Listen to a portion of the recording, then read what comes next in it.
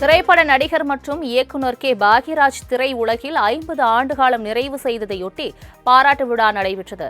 சென்னை கலைவாணர் அரங்கத்தில் நடைபெற்ற விழாவில் கலந்து கொண்டு பேசிய முதலமைச்சர் மு.க.ஸ்டாலின், ஒரு எழுத்தாளராக, திரைக்கதை வசனகர்த்தாவாக, கதாசிரியராக, இயக்குநராக, நடிகராக, ஏன் இடையில் அரசியல்வாதி என பன்முகத்தன்மை கொண்டவராக விளங்கிக் கொண்டிருக்கக்கூடியவர் பாக்யராஜ் என்று புகழாரம் சூட்டினார்.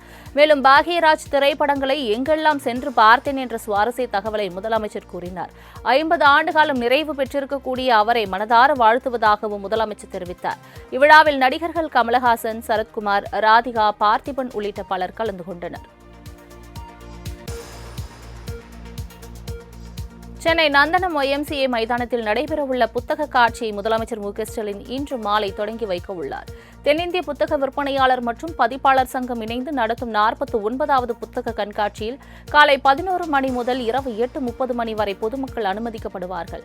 இந்த ஆண்டு 1000 அரங்குகள் அமைக்கப்பட உள்ளன. இதில் சிங்கப்பூர், மலேசியா, இலங்கை போன்ற நாடுகளின் தமிழ் பதிப்பகங்கள் மற்றும் பென்குன், ஹார்பர் காலின்ஸ் போன்ற சர்வதேச நிறுவனங்களும் பங்கேற்க உள்ளனர்.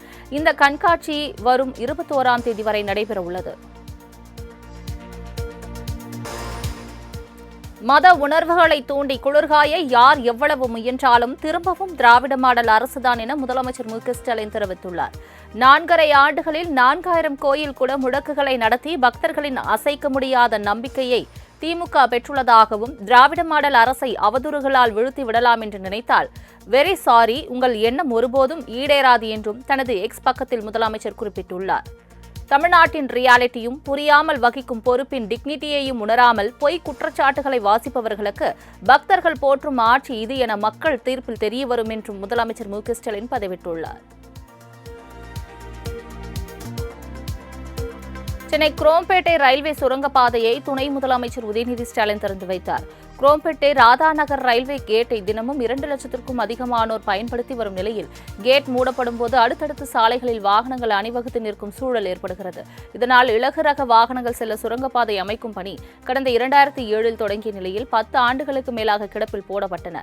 இதனைத் தொடர்ந்து 31 கோடி ரூபாய் செலவில் இருவழி பாதையாக சுரங்கப்பாதை கட்டி முடிக்கப்பட்ட நிலையில் துணை முதலமைச்சர் உதயநிதி ஸ்டாலின் சுரங்கப்பாதையை திறந்து வைத்தார். இதனால் வாகன ஓட்டிகள் மிகுந்த மகிழ்ச்சி அடைந்துள்ளனர்.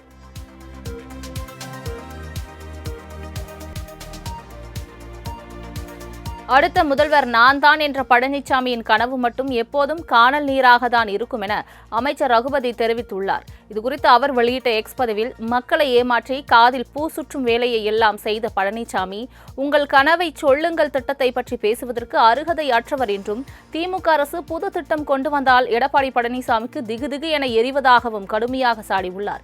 மக்களின் கனவை கேட்டதற்கே பழனிசாமி ஏன் அலறுகிறார் எனவும் ரகுபதி கேள்வி எழுப்பியுள்ளார்.